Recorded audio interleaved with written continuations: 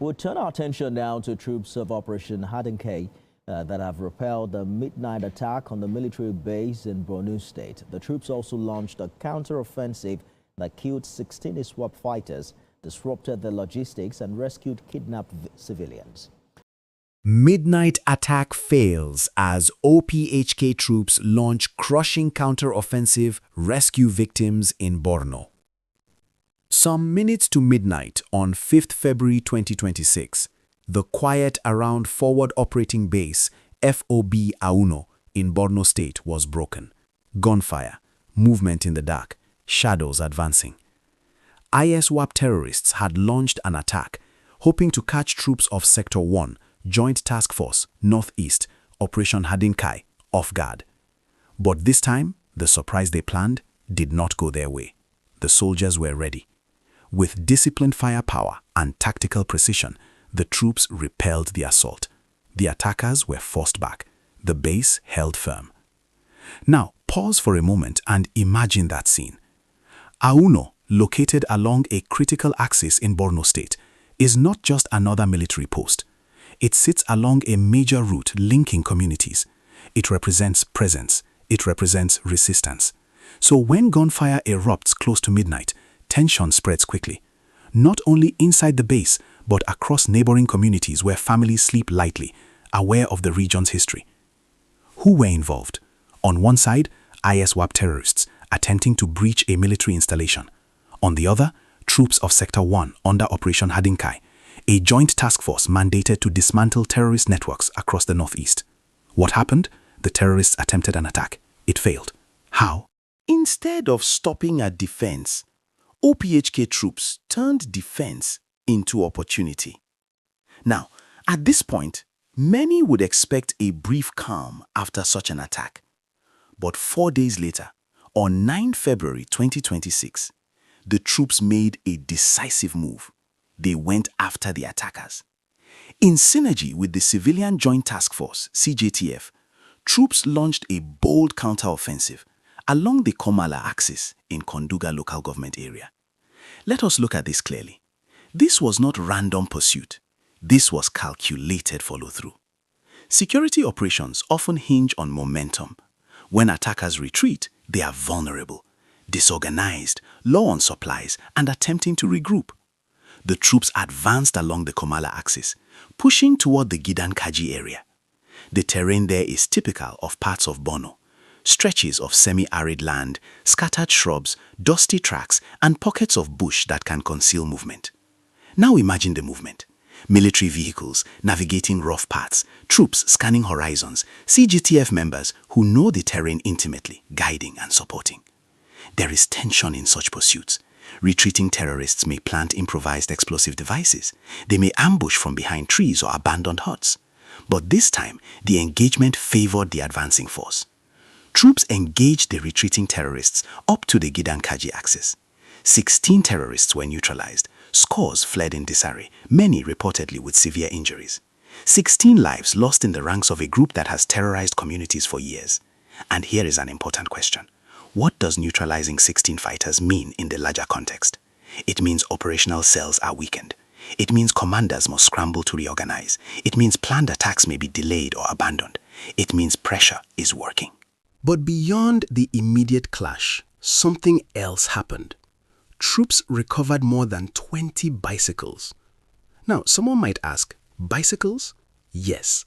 In insurgency warfare across the Northeast, bicycles are not ordinary transport tools. They are quiet, they require no fuel, they can move through narrow bush paths, they allow quick movement across villages without attracting early attention. Recovering over 20 bicycles is not a small matter. It disrupts mobility. In addition to the bicycles, troops recovered a large cache of logistic items, weapons, and supplies, critical to terrorist operations. Now, let's pause and think about logistics. No armed group survives without supply lines, food, drugs, ammunition, transport, and communication tools. When logistics are cut, operational capacity shrinks. And here's another angle to this issue. On that same day, 9 February 2026, troops struck another blow, this time targeting the supply chain directly. Along the Bukarti axis, suspected ISWAP logistics suppliers were arrested while conveying a large quantity of drugs meant for terrorists. Now ask yourself, why drugs? In conflict zones, drugs are often used to treat injuries, sustain fighters in harsh conditions, or in some cases, embolden them during operations. Cutting off medical and chemical supplies further weakens combat capability. From this point, we need to understand something critical. Counterinsurgency is not only about gun battles. It is about dismantling networks, fighters, suppliers, transporters, informants. And on 9 February, multiple layers of that network were hit. But the story does not end there. Later that same day, along the Buratai-Kamuya road, another drama unfolded. Terrorists attempted a kidnap operation. Kidnapping in conflict-affected regions carries deep psychological scars. Families wait in fear. Communities mobilize money for ransom. Trauma lingers long after victims return. But this attempt was detected early. Troops moved swiftly. The terrorists were compelled to abandon their captives and withdraw into the bushes. 2 men, Malam Idris Adamu and Malam Muhammadu Safianu, were rescued and safely reunited with their families in Buratai. Imagine that moment. Families who feared the worst suddenly see familiar faces walking back into the compound. Tears, relief, quiet prayers of gratitude. No one blames the victims. They were targeted, as many innocent civilians have been in this region over the years. And here's where we must ask, how many similar attempts have gone unnoticed in the past? How many were successful because help did not arrive in time? On that same day again, along the Chibok-Damboa axis, another distress call came in. Troops responded. 9 kidnapped victims were rescued successfully. 9. Each one represents a family that would have been plunged into uncertainty. Each one represents trauma narrowly avoided. Now, let us look at this clearly. In one sequence of operations, failed attack repelled on 5 February, counter-offensive and rescues on 9 February. OPHK troops achieved multiple objectives, defended a strategic base, neutralized 16 terrorists, forced scores to flee injured, recovered bicycles and logistics, arrested suspected suppliers, foiled a kidnap attempt, rescued 11 victims across 2 incidents. This is what operational momentum looks like. But here's where the story requires deeper reflection. Why do such attacks continue to happen in Borno State? The Northeast has endured years of insurgency. Despite significant military gains, remnants of terrorist groups continue to attempt attacks to assert relevance, disrupt stability, and intimidate communities. They target supply routes. They target villages. They test military positions. From this point, we need to understand that each failed attack sends a message. But so does each successful rescue. Communities watch closely.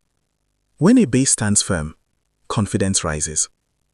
When kidnapped victims return home safely, hope strengthens. When logistics suppliers are arrested, networks feel pressure. Another important angle is the role of synergy between troops and the Civilian Joint Task Force, CJTF. CJTF members are local volunteers. They understand the terrain, dialects, and subtle movements in communities. Their cooperation enhances intelligence gathering. Now ask yourself, how important is community partnership in defeating insurgency? Without local cooperation, terrorists blend in. With cooperation, suspicious movements are flagged early. But cooperation must be built on trust. Security agencies must protect civilians who provide information. Civilians must report responsibly, avoiding rumor or false accusations. Let's pause again and think about the emotional landscape. In villages along Komala, Konduga, Buratai, and Chibok-Damboa axis, residents have lived through years of uncertainty. Nighttime often brings anxiety. Road travel requires caution. Parents worry when children are late returning home. So when news spreads that troops have neutralized attackers and rescued victims, conversations shift. Markets buzz with cautious optimism. Community leaders speak about vigilance. Religious leaders call for continued prayers and unity. But here is the honest truth. The fight is not over. Terrorist groups often attempt revenge attacks after suffering losses. They attempt to regroup in remote bush areas, They seek new supply lines. That is why sustained patrols and intelligence-led operations remain crucial. Now let me ask you directly. What role should communities play in supporting security forces without putting themselves at risk? How can information be shared safely and responsibly? What more can government institutions do to address these socio-economic factors that sometimes allow recruitment into such groups? These are difficult but necessary questions.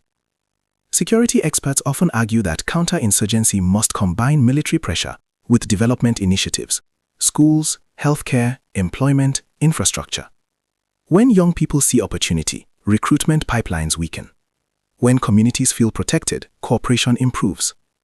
Operation HADIN KAI, translated as cooperation, reflects that broader approach, joint effort between military, paramilitary, and civilian actors. Now, at this point, we must emphasize something important. In every rescue, dignity matters. Victims must receive support, medical, psychological, social. Communities must welcome them without stigma. No victim should ever be blamed for being targeted. Terrorism thrives on fear and division. Unity disrupts that cycle. The midnight attack on February 5 was meant to send a message of intimidation. Instead, the response from OPHK sent a stronger message: resilience. The counter-offensive on February 9 demonstrated that retreat does not guarantee safety for attackers. The arrests along Bukarti axis showed that supply chains are vulnerable.